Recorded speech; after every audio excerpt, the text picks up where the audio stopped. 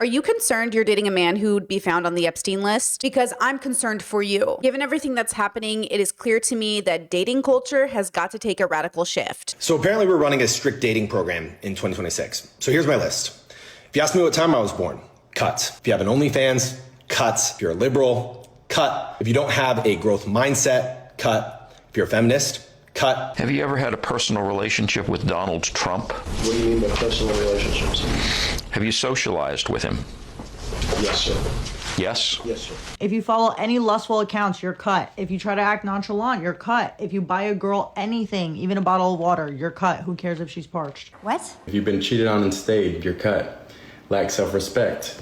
If you have an attitude when you're angry, you're cut. If you take advice from your single friends, you're cut. If you post anything before sending it to me privately so I can appreciate it, you're cut. You are disgusting. And as a person who's been successfully married to her best friend for a few years now and is very happy, I want to share some of the red flags I think you should look for when dating in 2026. Because now more than ever, if you are dating men, whether you're gay, straight, they, them, it doesn't matter. If you're dating men, they have to be men who are deconstructed. If they're men who reflect men as a system, could be dangerous for you. And I think more than ever, we have to be very serious about who we're choosing to not only make a life with, but who we're inviting to our beds. Because ultimately, femicide is up globally, domestic violence is up, and I'm kind of scared for you. Now, if you're new to my channel, you don't know who I am. My name is Simon. We do philosophy through pop culture, and I am a queer person. I'm focused on deconstruction. I'm focused on a philosophical perspective. I am focused on helping people be happy, be joyful in their lives, because I think it's possible. As somebody who really struggled in her 20s, who's now on this very deconstructed gender experience, even though I was pretty rebellious, I think, in my dating history, I didn't always adhere to gender expectations. I think I still, in many ways, had to deconstruct patriarchal dating structures, systems, frameworks,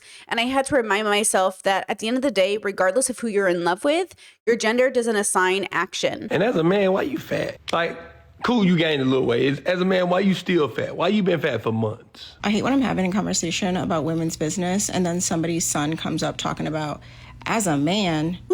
So if you're dating a man, it doesn't mean he has to make the money or that he's going to hit you. It just means that he's a man. But he himself, as that man, needs to deconstruct from the system that is men, patriarchy, in order to really show up organically as he is, instead of as the man he thinks he's supposed to be. Here are some phrases you must never use as a man. Number 1.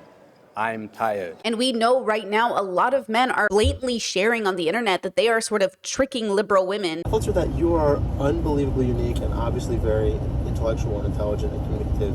And yes, I did vote for one specific person recently.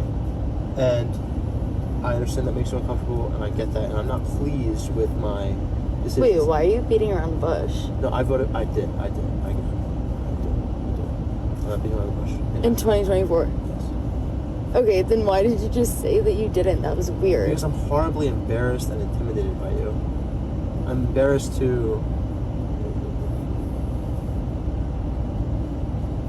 That was like really weird. That was, I should not have done that. I agree with that.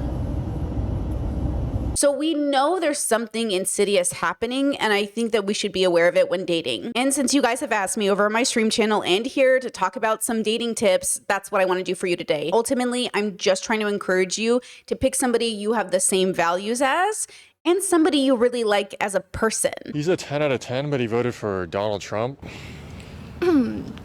Negative. Let's start here. What does it even mean to date men? Because depending on who you ask, the answer definitely varies. If you are a woman still dating a man and he is pro-Trump and MAGA, you need to protect yourself right now. We are far along enough to the point where if he voted for Trump and hasn't addressed his shame and guilt for voting for Trump, he is a dangerous man. Okay. And just to be clear, I do not think men are inherently evil, but I do think we need to say something about the structure and the system that is men and the people that maintain and uplift it.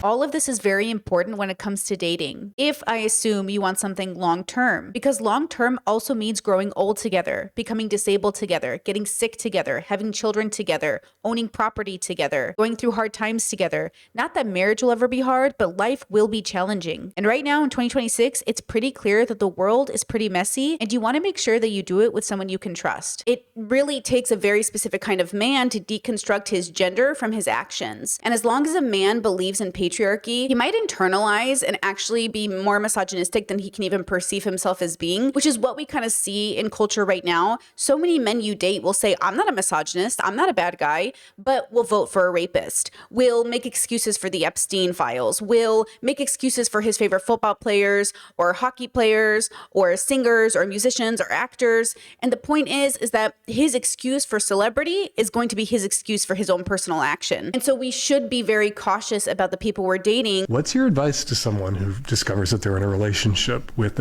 somebody who voted for Trump? Are they free to go? Because that's my advice. Not free to go. I think you should just go. But what would your advice be? Like, how do you resolve that conflict? I'm going to do my absolute best to see if we can tease out the reasons why you all voted for different people and understand that there's going to be things that are not ever going to be resolvable and that we have to accept and tolerate, and how are the different ways that you're going to do that while still feeling connected and in love.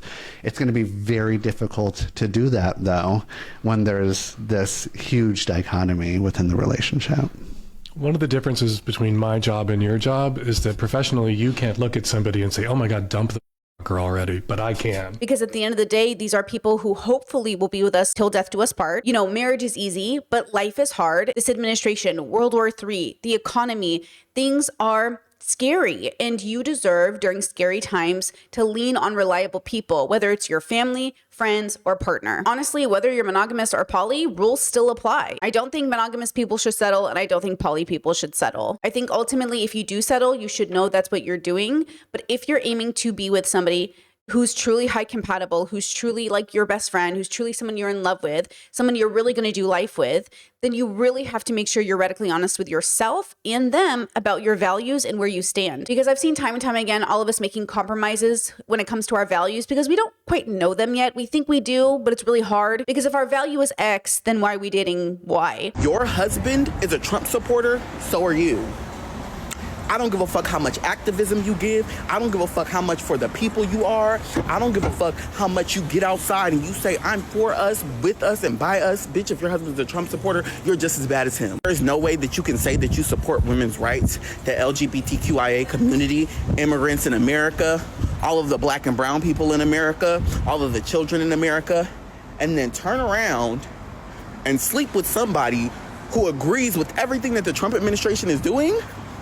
Are you fucking crazy? And that's really the struggle is, are you willing to admit that, yeah, you're dating a guy who's not even that great and you're putting up with his toxicity because you're lonely? And ultimately, the focus of this pod is going to be about dating men because that's really what's at stake right now. The danger to us right now in terms of dating is men. Men as a system. Men who feel entitled to their partner's bodies and men whose version of gender affirming care is feeling more powerful than their partner. Richer, smarter, physically more powerful. And so we want to avoid these men who are suffering from, yes, patriarchy and toxic masculinity, because as much as I am empathetic to the fact that they used to be little kids, now they're grown men, they can talk to their therapists instead of taking it out on their dating partners. I want to give you an example of a conservative guy who thinks he knows what he's talking about when it comes to love or raising children. I could kill my wife in 2 seconds. I could hit her as hard as I could in the face and she'd die, right? Bare hands, yeah. Bare hands. I could clobber her in the face and she'd die if I never took her to the hospital. She has to live with that every day. Yeah. She can't do that to me. So I have a duty to treat her a certain way that because she's vulnerable to me, I have a duty to treat her a certain way. So this guy makes this TikTok. It goes viral. It's all over my For You page, right? The thing that's funny about this guy is that he's actually saying something that I heard a lot growing up in conservative bubbles, which is because you know the strength of a man, the man is then responsible to be the protector, because the man could easily be the predator. But again, as a progressive and gender deconstructionist, I would say instead of thinking that men could be predators, I would argue that human beings are biological creatures, animals on a planet, and I would argue that all of us are capable of being peaceful people. But you have to remember, in conservative bubbles, they don't actually think human beings can be peaceful. And to be fair, the data is against that narrative, but I think we can make the effort. Let kids fight in schools. Let them fight. Quit fucking arresting 13-year-olds for getting in a fist fight. We have pussified too many kids. I got arrested 7 times for fighting when I was a kid. You know how many times my dad complained about it? 0. My dad was like, you're a man. Part of it. A boy hospitalized after a fight at Landmark Middle School in Moreno Valley has died. The fight on September 16th was recorded on cell phone video. The Riverside Sheriff's Department says the 13-year-old, identified as Diego, was pronounced clinically dead last night. Gym teachers need to have the ability to let kids step in a ring, put on gloves, and fight. Let them box it out. It needs to happen. The reason we have school shootings is because we have bullies in school that do not get checked, because violence is not an option. It needs to be an option again. Now to the demand for answers after a 5th grader died following a fight in her South Carolina classroom. Parents are, as you can imagine, outraged, asking how this could happen. Violence needs to come back to schools in a contained, monitored manner. Just a reminder that if you date a man like this is how he will encourage you to raise your children. This is how he was raised, as he says, by his father. And the generational curse, the generational trauma will continue until you decide not to date a man like this, until you decide that, no, we are not going to raise a kid focused on violence. We're going to raise a kid focused on peace and communication. What we're actually aiming for is being a good person, a person who makes an effort to de-escalate and not choose violence as our first option. You have to remember that America is so uniquely violent. The point I'm trying to make is that the same people who claim they understand violence and will never choose it seem to be pretty obsessed with it. I've settled so many wars since we're here almost 9 months, and I've settled 7, and yesterday we might have settled the biggest of them all, although I don't know. Pakistan, India was very big. Both nuclear powers, I settled that. But yesterday could be the settlement in the Middle East. That hasn't happened for 3,000 years. I said, how long have you been fighting? 3,000 years, sir. That's a long time. But we got it, I think, settled. We'll see. Hamas has to agree. And if they don't, it's going to be very tough on them, but it is what it is. Trump gods are shining bright, golden future, a brand new light. Feast and dance, the deal is done. Trump gods are number one. I'll say it again, as a queer person, it's not just heterosexual relationships that are suffering from this, but of course, since the majority of people who will probably see this video will be straight, just keep that in mind. So there's a conversation to be had about toxic masculinity in the lesbian community. Do you think gay men are misogynistic? Yes. Yeah. Oh, I don't even have to think about that. Yes. Really? Why? I do, because I think that while many gay men respect women, I mean, I think that when I think of misogyny, I think of that as really playing into the patriarchy. If your partner is very focused on being masculine and is very focused on being sort of patriarchally masculine, then there could be a threat. Because again, they might be denying themselves introspection, reflection, extrospection, an ability to say to themselves, how am I exhibiting toxic behavior that is not only impacting my relationship, but my personal growth? Because remember, toxic partners don't just hurt their loved ones, they hurt themselves. And it's kind of, goes along with that saying, hurt people hurt people. So again, when you're dating, you're not playing therapist and you're not someone's mother, you are someone's equal partner. And that should reflect in the people that you're dating. Do they truly believe you are equal to them? Or in some ways, do they believe because of their gender that they're literally better than you? Do you believe that men and women are equal? I think that they should be equal, but I think that men don't view women and men as equal. I agree. So you said you feel like they should be equal, but in reality, are men and women equal? No. Men don't view women as equal, but they should be equal. Well, we're not equal. I mean, why? Essentially, do you think that you're better than me? I don't. See, do you think that you're better than me? I never said I was better than you. You just did. I said that we're not equal. Why? Because I have a penis and you have a vagina. What does that fucking matter? That means we're different. Wouldn't you agree? But why does that make you better than me? I said we're not equal. I'm not better than you. But equal means that we're in the same playing field. By you saying that you have a penis, that you're saying that you're better than me. By me saying I have a penis, I'm saying I have a penis. Okay, so do you think that you're better than me? No, I just said I don't think I'm better than you. So, but I just think we're not equal. No, we're not. Why? Because we like different things and we're different people. I genuinely love how much he absolutely doesn't understand the question he's asking. And this guy has almost 1 million followers. Because you have to remember, as much as it sounds like a meme on the internet, a lot of men really do think they are literally inherently born better than women. And here on this channel, we are not about bioessentialism. Ultimately, I don't think the future is as reductive as that. And I think the coolest thing about being a biological creature, a human being, is that we can have a deeper relationship with our biological self. So you are not inherently evil because you were born or assigned male at birth. You are so much more than that. And yet, if you do not deconstruct the system that is men, you won't be. So it's a combination of our limited access to free will and our ability to introspect that allows us an opportunity to even have that deeper relationship with self. And this also goes along for how we choose partners. Without victim blaming, we must also be responsible in how we pick partners, because a lot of us are living for his potential. A lot of us are, I can change him girlies. A lot of us really believe that if we mother him hard enough, he'll actually wipe his own ass one day. And we've got to stop these toxic cycles by being the person who breaks that generational curse in our families and in our social circles. Because it's not just us, it's our girlfriends, it's our daughters, it's our sisters, it's our brothers, it's our they thems, it's everyone in our life is looking at us, and we are a part of the village, and so we have to all show up and be responsible. So you know how there are those people who are breaking up with their boyfriends because their boyfriends voted for Trump, and everybody's like, oh, well, it's just politics, people can have differing opinions. No.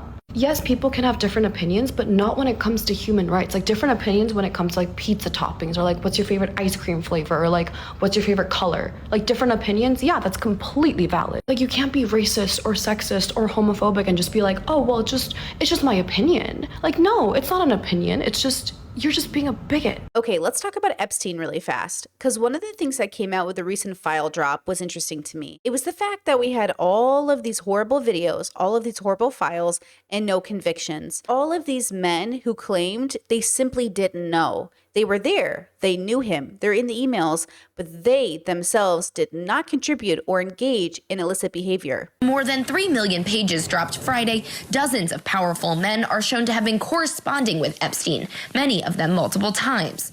Commerce Secretary Howard Lutnick appeared to have visited Jeffrey Epstein after his conviction. Lutnick denies the visit, which, according to an email reading, "Nice to see you," happened in 2012. Lutnick previously said he hadn't spoken to Epstein since 2005. Microsoft founder Bill Gates appears multiple times in the files, with Epstein emailing himself, noting extramarital affairs and sexually transmitted diseases. Gates denies the allegations to reporters. The documents are arguably some of the most damning yet for Prince Andrew. In particular, images showing him on top of a female whose face is redacted. And something for me that stands out when I think of Epstein is how many men casually wanted to be in his good graces. I think it's very important moving into 2026 that we're very cautious about who we date. British billionaire Richard Branson emailed Epstein in 2013, telling him, quote, "Anytime you're in the area, would love to see you as long as you bring your harem." Branson's team has downplayed their friendship to reporters. I cannot say it enough. I say it time and time again on my stream. It is so important we pay attention to who we are doing life with, and how many men right now still think they want to be in the good graces of Trump, and if Epstein was alive, maybe even him, and or other billionaires that are alive today and are absolutely engaging in illicit behavior. Dr. Peter Attia, the newly hired contributor at CBS News and anti-aging physician, emailed Epstein asking to visit his island after Epstein's conviction. A 2015 email reads, "You know the biggest problem with becoming friends with you? The life you lead is so outrageous, and yet I can't tell a soul." Other messages are more vulgar. Attia denies any criminal involvement related to Epstein. Brett Ratner, the director of Melania Trump's newly released documentary, is also shown in a photo with Epstein and a woman whose face is redacted. So to bring this all home, I want to go through this TikTok with you point by point. And I want to explain to you the value differences between somebody like him and somebody like me. And then, of course, I want you to utilize my responses as a tool to help you in your own dating life. Because remember, at the end of the day, dating and cohabitation is about the connection between you and another person. Okay, the first thing we notice, of course, is his username. It's Michael Sheedy Fitness. So he's a fitness guy, which I normally don't mind fitness in general, as I like to work out myself. But if you belong to the gym bubble, he could either be misogynistic gym bro or something a little bit more progressive. In this case, it's pretty obvious he is more conservative. So let's see his dating standards for 2026. If you ask me what time I was born, cut. Pause. Okay, already. He said, if you ask me what time I was born, cut. So obviously he's referencing astrology. And, you know, this is a very personal topic for some people. I myself don't really I'm not very obsessed with astrology, but honestly, I don't mind being asked this question and I do like talking about astrology. So I guess we would be incompatible at this point, which honestly, I would appreciate on a first date. I am the kind of girly that has been told it is sort of like an interview process dating me. But to be fair, I am married. I'm very happy. We're in a very good relationship. And honestly, I really do feel like it saved me so many bad second dates to just run through very important topics, date 1, not even bothering to get to date 2. So honestly, I'm not mad about it, but okay, a little bit of a yellow flag for me already because he's being a little mean about it, but okay. If you don't keep your car or house clean, cuts. Okay, car or house clean. What do we think about that? Honestly, agree, to be honest, but I also think you might meet somebody at a stage in their life when they're a little down in the dumps, so maybe their house isn't as clean, or because I'm a neurodivergent girly, to be honest, we might have different opinions on what clean is. I'm kind of a little bit of a light clutter girly, but yes, I would generally agree house and car should be clean. Okay. If you're a vegan, cut. Uh-oh. Well, see here, girls, I've been plant-based for over a year now. Very exciting stuff. Just hit my 1-year mark. So, I guess we're over in that regard. Though I will say, if I started dating now, it would be different. See, I met my partner when I wasn't plant-based and we connected on values very deeply. And then after marriage, I went on this plant-based journey after, funny story, doing a 30-day challenge over on my stream channel. So fun stuff. I actually did it for my podcast, but the podcast moved to this channel later on. So just if you want to see it, I'll link it down below. But now that I'm a year in, and I'm not even philosophically vegan because there is a difference between being plant-based and vegan, but I made the decision in my marriage to not require my partner to go on this journey with me, but in many other ways, we make sure to be in union when we are harm reducing. So whether it's recycling or not shopping on Amazon, or at least doing our best to not do fast fashion or to mitigate harm, we work together. And my partner is very, very, very, very, very supportive of my plant-based journey. And they absolutely do everything they can to buy me new vegan food, to go to different stores to find me vegan food. Even my in-laws are very supportive. So I'm having a really, positive experience through this transition because I think it's pretty unlikely I will go back to eating animal products, but you never know. And at this point, I am trying to, really solidify if I'm going to be a real vegan, because I do think vegan is a philosophy. And so I want to respect that process and not just call myself a vegan. But I can see why it's contentious. And I say this as a girl who used to make her own beef jerky. I never thought I would be here. So I think there is a difference between when you also meet your person and, you never know when you're going to meet somebody, but you need to learn to grow together. So maybe if I had met my partner now, we wouldn't be together because I'd be plant-based and they wouldn't, or maybe we would still be together in the hopes that, I don't know, they would be plant-based. But one of the things I changed for myself when dating to get married versus dating in my 20s is I promised myself not to date somebody for their potential. So I don't want to encourage you to do that either. I don't want you to say, oh, well, I'll date him and then maybe he'll be vegan one day. I don't want you to do that. I want you to date the person they are now. And if you love them, stay with them and be with them forever, or grow with them into the future. You know what I mean? Don't be with them forever if they're abusive or something. But you know what I mean? The idea is that you meet the consciousness as they are and you grow together. And that takes a lot of communication, a lot of living in the present, a lot of checking in. But it's a really great journey when you do it with somebody who you really, really, really like and you really, really love and you share values with. Okay, let's go back to his video. If you have an OnlyFans, cuts. Uh-oh, I have an OnlyFans, girls. Yes, I do. Sex positive, progressive feminist over here. I do have an OnlyFans, and I've always been doing nude art. I did nude protests. I've done nude parades. I've been naked for a long time since I deconstructed out of Catholicism and away from conservatism. I was born a conservative, yes, fun facts, but I'm 36 now. I left the Republican Party after I voted for McCain and Palin. Yes, I know.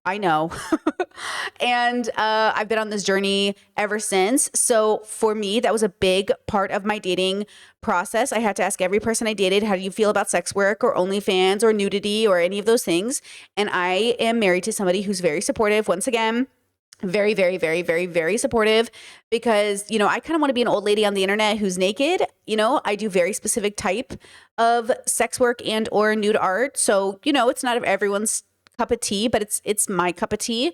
And I'm really proud of the work that I do. So yeah, sure, we would be incompatible at this point. Keep in mind, we were incompatible from the first question. I'm just showing you sort of like how my thought process works, especially when I was dating people and I would have conversations with people and they'd say, oh, I'm supportive and we could date, or maybe you could quit after we get together, or maybe you could change. It's like, So when you're dating, allow him to be aggressively himself, but make sure you are also very confident in where you stand. If you live in another state or country, cut. Fun fact, my partner was actually in Europe. They're in Croatia and I was in America. I was in Arizona.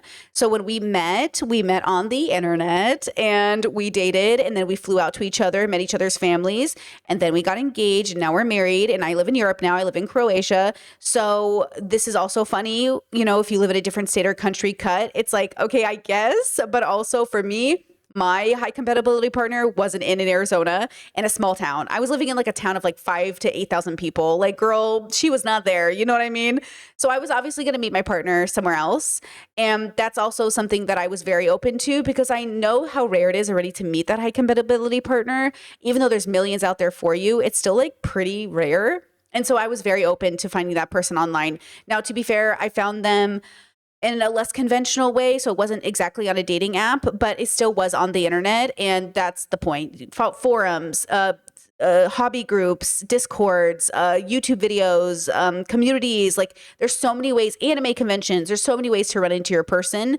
It's really just up to you and what your hobbies are. But we met basically because we were on the same places on the internet, which makes sense. If you're rude to waiters or waitstaff, cuts. Honestly, agree. If you're rude to anybody, honestly, cut, but okay.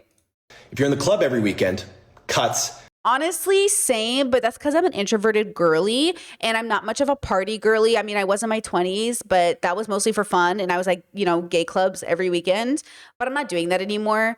I'm just home. We're just home every weekend, so that's really up to you and your lifestyle. If you're a liberal, cut. Honestly, cut as well, but only because I'm a progressive and I don't think I could date a liberal.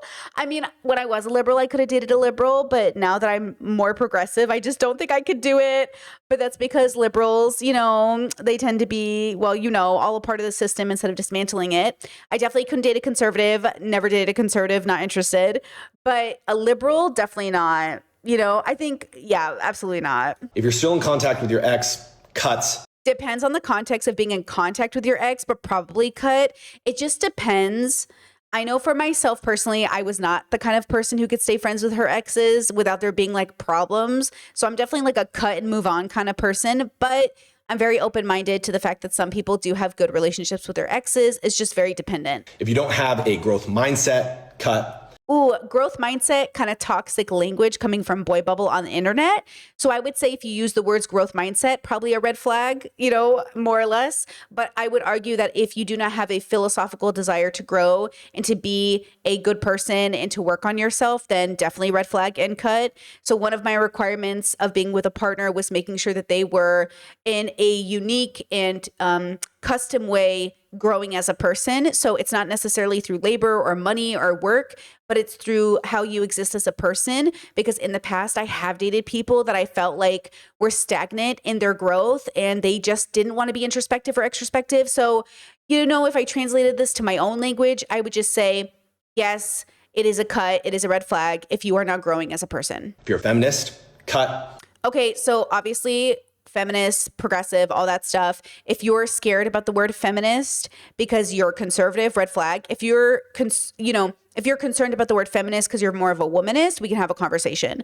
Like the word feminist, depending on the bubble you're in, is either too conservative or too progressive. So it actually really depends, and there's nuance here. But generally speaking, I'm definitely more pro-feminist than I am ever going to be anti-feminist. But again, I think we can graduate even past feminism at one point, because feminism is a reaction to patriarchy. And if we liberate ourselves, away from patriarchy, what is after that is the question, really. Poor communication skills and low EQ, definitely cuts. I mean, definitely cut too, right? Like, we don't want somebody who can't communicate and has low EQ, but also what does that mean?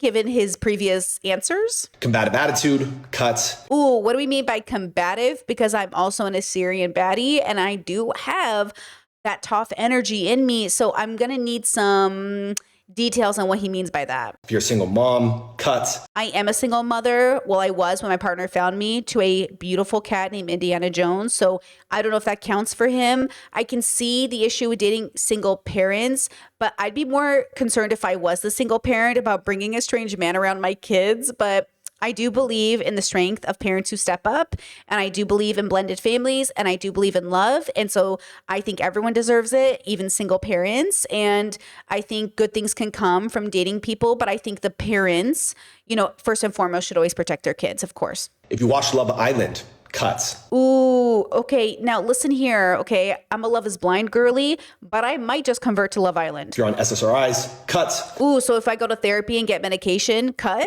See, this is the problem with toxic masculinity and patriarchy, is they are convinced they don't have things to work on. SSRIs are just a sign you're doing the work. Good for you, girlies. Take your medication. If you don't do some form of exercise at least 3 to 4 times a week, cuts. Whoa, 3 to 4 times a week is pretty intense. I have fibromyalgia, so I do work out. It seems to help me. I don't even think I really work out as well. I don't know what his definition of workout is, I guess.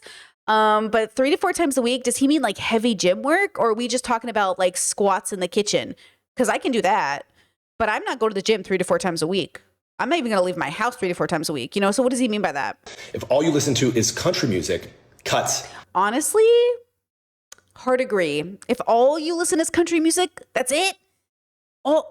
Listen, okay, I used to be a country girly, but in 2026, all you're listening to is country?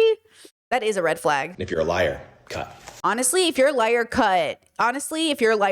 So you can see as we went through his video, there were things that were compatible, things that weren't compatible, but overall we would be incompatible. This would not be my high compatibility partner. We do not have enough shared values that form our morals, that build our ethics, and that bring us together as a unit. So he and I would be a no-go, no second date. This is what I want for you. I want you to be so sure of your values that you are this aggressive, but you know exactly why you have those thoughts. Why are these your values? And then why did you build your morals on these values? Because it's not as easy as saying you know why, right or wrong. You do actually have to know why, because when life gets hard and you're married and you have to make hard decisions, you have to make decisions that are ethical and moral. And that's going to be really hard to do in the moment when you're stressed. So you should know ahead of time, hey, if we're at the hospital and I'm dying and I'm pregnant, who are you focusing life-saving care on, me or the fetus? That's a really important question you have to ask before you get pregnant. And I know some of us, we're waiting till we get pregnant, girls, and that is a mistake. So this is why we say you know your values that build your morals. So when life gets difficult, you know what to do. You won't always know what to do, but again, it's better to be prepared. All right, so as we head towards the end of the podcast, I feel like I've said everything that I want to say. Of course, if you have comments or, questions or whatever, please let me know in the comment sections down below. Please like this video and hype it if you can. If you find you can't hype it, it's probably because it got demonetized. My last podcast got demonetized, which really made me sad because I worked really hard on it, but that's okay. Please give this one a hype if you can. And of course, look, at the end of the day, the goal of my content is, yes, I'm making a living doing this. Of course, it's my job, but also I really try to choose topics that you guys want me to talk about basically, but also that I think are important. I just can't express to you how important it is that you lock in and really choose a partner that will respect you. More than ever, it is our opportunity in 2026, no matter our gender, to pick people that will respect us, that will treat us with kindness, and that reflect our own values and how we show up in life. If you know you're a kind and well-meaning person, if you know you're a good person, if you know you are working on yourself, you deserve to have somebody like that. Somebody who will show up for you the way you show up for them, and somebody who will show up for themselves the way you show up for yourself. Because ultimately we are a project in process, and we will be flawed and we will be imperfect. But remember, marriage is not hard. Life is hard. My marriage is it's the easiest thing I've ever done. Hard comes from facing this administration, ICE raids, immigration problems, homophobia, transphobia, all of the bad things we have to face every day. That's what's bad about life. And I just want you to come to the one place you can come to, which is your home with your partner. Of course, if you're single, love that. But your home with your partner in which you feel safe and liberated and honestly seen, deeply, deeply seen, because you deserve that. So in 2026, I really hope you are more diligent about how you weed out these people, because yes, a liar will lie. Trust yourself to know and discern when a person is deceiving you in order to make a good decision about your future. Because ultimately, I do think people's values, which are the foundation for their morals and ethics, they show up in their life. They show up when they're dating you. They show up when they're interacting with others. They show up in the way they talk. Listen closely, trust yourself to pick the right person. Sometimes the right person is nobody. That's also incredibly valid.